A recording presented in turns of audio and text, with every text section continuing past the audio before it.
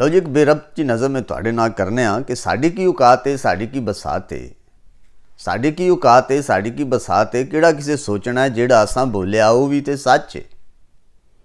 साड़ी की औकात है, साड़ी की बसात है, किहड़ा किसे सोचना है जिहड़ा असां बोलिया वो भी ते सच है।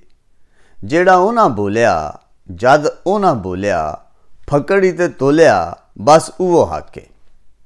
जिहड़ा उन्हां बोलिया जद उन्हां बोलिया फकड़ी ते तोलिया बस उहो हक है। और साड़ी की औकात है, साड़ी की बसात है, उहदे नाल खईए चा पंगा एवें लईए चा।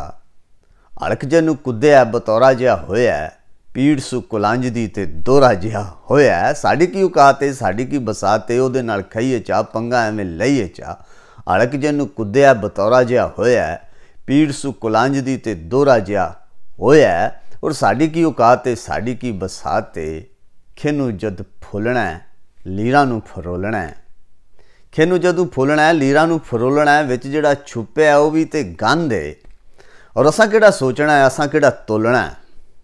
बड़ा काबिले गौर मिसरा है। खिनू जो फरोलना है लीरां, खिनू जदों फुलना है लीरां नूं फरोलना है।